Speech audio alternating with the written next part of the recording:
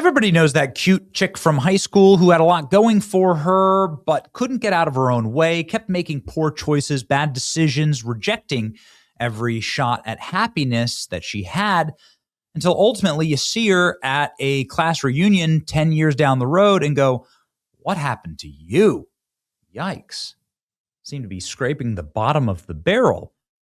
And the lesson here is that don't reject the chances that are right in front of you. Nothing lasts forever. Take advantage of your shot. And Hollywood's learning this lesson the hard way. Because Hollywood's learning that fandoms don't last forever.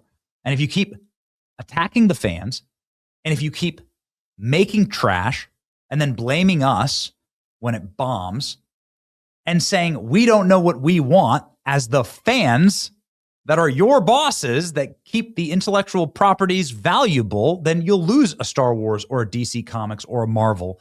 It can all collapse. It can all go away. And it does, actually. And so just like the once hot chick in high school, who now works at the 7-Eleven, DC Comics is finding out that this is their last remaining shot. This is what they're left with because of their poor choices. Here, we have found for you the single fan of James Gunn's Superman. Here we go. Go. Hi, Jordan here with Broken Dad. Today I am seeing Supergirl, the fan event at Imagine Theaters in Monticello. My second home away from home. But I would like to take a second to show you the merchandise that they have. Well done, everyone. A logo bucket. Well done, everyone. For whatever suits your taste. But anyway, hope you have a good day. Take care of yourselves. I love you. Well done. Way to go. Way to go. The entire industry should be cheering. Average James Gunn Supergirl fan. They wanted women to watch the movie, and they got women to watch the movie. But that's about it. Supergirl opens well below expectations as Millie Alcock's comments going after Christian men who have daughters who presumably would want to go see the Supergirl movie is the poison pill at the box office. Supergirl bombs. Millie Alcock's surly superhero fails to entice viewers with a flop opening weekend, lackluster reviews, set to lose hundreds of millions of dollars. Here we go. Domestic, $38 million, $68 million worldwide. They had to make $600 million just to break even, and this thing is going to crater like it's falling from Krypton through the atmosphere in weekend 2. This was the opening weekend. You can see here, didn't even crack the top box office spot, was blown out by Toy Story 5. Supergirl, dismal. Supergirl flies to 18 million. 18 million. That won't even pay the taxes. It has a 55% on Rotten Tomatoes. It's actually doing worse than Snow White, which is seen as the biggest box office disaster in recent Hollywood history. Lost $200 million. Snow White pulled in $43 million on its domestic opening. It is tracking $6 million under that. Okay. And we were waiting. I mean, the internet was waiting to destroy Snow White for years. I mean, this was years of pent-up aggression and rage in the making. Let's leave it to Critical Drinker to sum it all up. This man is to DC what Kathleen Kennedy was to Star Wars. It's over. Supergirl stands to lose $100 million after opening just $68 million worldwide. DC Studios' tentpole cost $170 million to produce, and roughly $120 million to market. Sources close to Supergirl say the movie would need to gross $300 million to break even. The projected filmed losses are closer to $80 million if ticket sales could manage $200 million. It was always going to be a tough hurdle for DC and Warner Brothers because Supergirl isn't a character that has created an event-level blockbuster. Oh, okay. Audience perception of Supergirl was not good. Just the case the film wasn't good enough to become an event. So the audience, once again, audience perception of Supergirl. Blame the audience. Don't blame the actress who went on the red carpet and says that she wants to be a queer icon instead of Supergirl. She wants to be a divisive political character. This is after blaming Christian dads for her failure. Friends. So honestly, I'm kind of honored. I'm honored that that's happening. But I think because she doesn't live inside the binary of what we think a woman should be, that is what makes her so special and so exciting and so new. I've many. She doesn't live inside of the binary. She's a queer icon. She goes both ways, says Millie Alcock. Why don't they just close their mouths?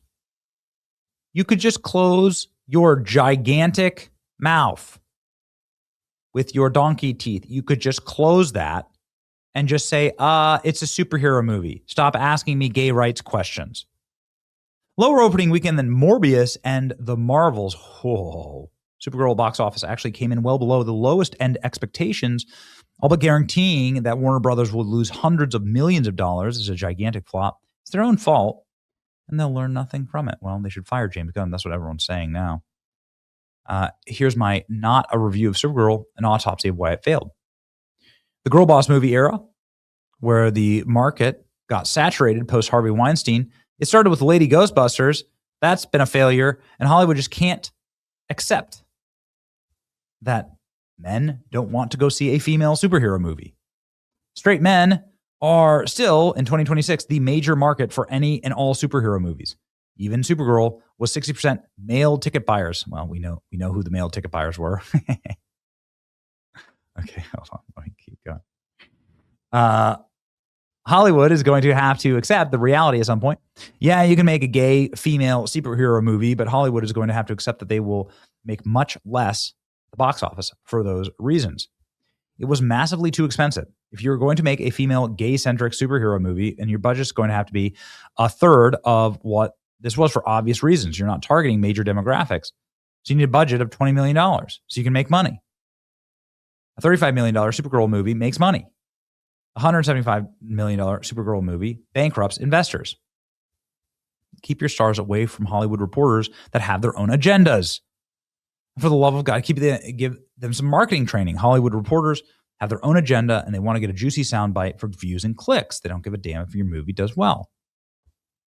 Supergirl's total box office bust. Supergirl falters at box office. Testing DC Studios' reboot. No, it's pretty much just a Guardians of the Galaxy story. Not really a reboot of anything. It's something we've already seen before. It's tiresome. It's embarrassing. We all have fatigue. See, this isn't our bad decision making. It's you being toxic plebs. Now come see our next $200 million movie, Warner Brothers executive, on social media toxicity surrounding Millie Alcock. We're surprised by the ferocity and the backlash of its reach, believing the culture had evolved past this sort of campaign. Shh. Nobody even knew who she was until you tried to shove her down our throats, and she tried to claim being a queer icon instead of being a good Supergirl. It's simple. I don't have superhero fatigue. I bought Spider-Man brand new day pre-sale tickets. I lost interest in Supergirl when she said cringe woke stuff about how it wasn't for white Christians' dads and she's a queer icon. I'm not mad at the film. I'm happy for the queers who want to see it. I'm just not going to go see it. That's all. Knock, knock, who's there? Your investors at Warner Brothers, your feminist movie just killed an entire franchise. You get what you deserve. Super flop. Oh man, what a nightmare. The problem is the movie sucks. She faces backlash. She's facing backlash? Really? What about when she attacked Christian fathers? What about when she just didn't do a good job as Supergirl? I don't understand movie executives. What about the last 5 to 10 years told somebody that this would make money? It's never going to make money. Ladies and gentlemen, though, you can send a message by signing up for Angel Studios, 44% off today. Angel Studios has Young Washington out, exactly the kind of epic tale about our nation that we need to be telling right now. It's beautifully made. It has A-list Hollywood actors in it, and it's an incredible revolutionary tale. Revolutionary for Hollywood because, well, It's revolutionary to tell something good about America, white men, Christendom, our nation. Link in the description. Sign up for the Angel Studios Guild today and choose what Hollywood makes next. It's your boy Benny. Like, share, and subscribe. See ya.